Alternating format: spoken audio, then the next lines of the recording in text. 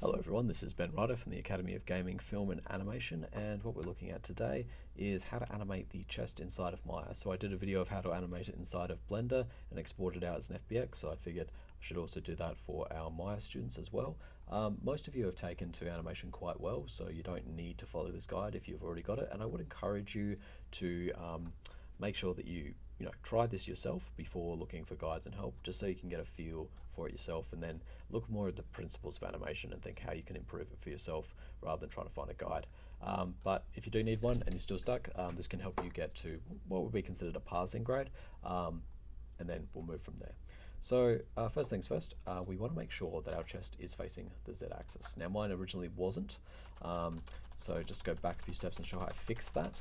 If you already rigged it up and you're like, this is going to be terrible because Unreal really needs it facing that Z-axis. So what you can do is you can select the whole sort of skeleton and joint there, press Ctrl G to group it, and then go here and then type in -90. Now get the group, ungroup it, and then we are just left here with this. I'm just going to zero out some of these values here just to straighten it up a bit. But yeah, that's basically what this should look like now. So now we're ready to start animating.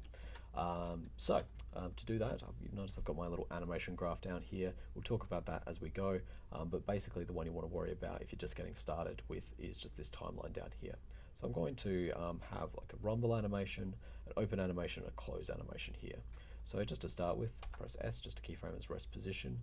And you could go all the way to the end to loop it. I would save that. I would actually animate straight ahead, just so it gets a little bit more of a natural sort of feel to it. The other thing you want to check is this is in 24 frames, and if you notice it's playing super fast, go back, get a playback speed, and change it from play every frame to 24 frames or 30 frames, whatever you have it set to in your version of Maya. So now we're going to start looking at just the rumble animation. So I'm going to just move it here, and then I'm going to immediately, like just 2 frames next, have it really dramatic, and that's just going to give it a bit of a jerk sort of movement. You don't want them too far apart from each other, because otherwise it kind of just doesn't really snap where a rumble should. So if I play now, yeah, that's what we want there. Okay, so I'm going to just have that rumble happen for just a second, so 24 frames there. Going to copy this one and come back here to 24 frames to make sure that when I start the open animation, it's flat on the ground like that. So let's just get the primary animation in. Now you'll notice that all the other keyframes have disappeared. It's because the keyframes in this version of Maya only belong to each of the bones. So sometimes they'll inherit up, so you have to check that. So sometimes you'll open it up and you'll see the keyframes there. Other times you'll select it and you'll see none of the keyframes there. So you've just got to be careful with that. I always put one in the starting of when I'm starting the animation, and then I go, okay, so if it's 24 frames, then at 48, let's get to the open position. So 1 second open animation. Going to move it to there, and then press S. And I'm just going to see how that looks first. So I got the rumble there, and then there we go. It's good. Primary animation is nice and smooth. However, it's one of those cases where we've got a lot of secondary motion here that we need to make it look good. So first of all, we've got to fix this latch because it's going straight through there. So I'm going to press here, like by the time it starts opening, this latch should already be open. So I'm just going to animate it to there, and then pull it back down here and press S. So it sort of starts off there, opens up, and then gets that open frame there. Now I don't like the way it's just hanging there, so I'm just going to rotate it down and press S.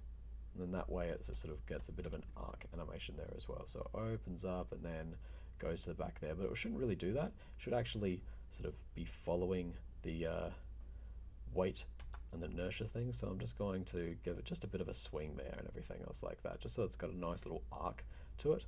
And now let's talk about the body of it, because at the moment it's just kind of just opening up.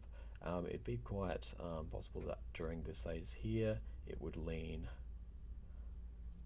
forward a bit, and then by the time it gets to here, go back to its original position.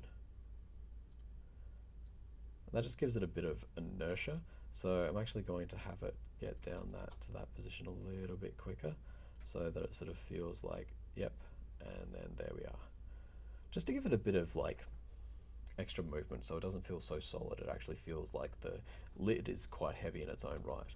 Can then also put in some extra secondary motion in here, so when that sort of comes down. I'm actually going to put a bit of a jump to that and everything. I'm going to just make that just a little bit more dramatic. So that,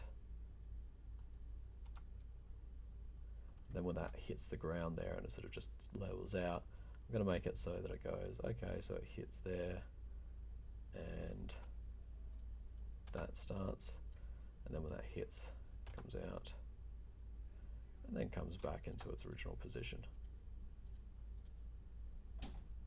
just to give that extra sort of look to it and everything. So there you go. I'd recommend that you just have a go at this yourself and everything and see how you go. To export it, we'll just select it here, go up to export selection, and then select our thing. We want to make sure it's FBX. Check animation, make sure that you've baked the animation, and then also make sure you've embedded video. So have a go at that, and we'll see how you go. Well done.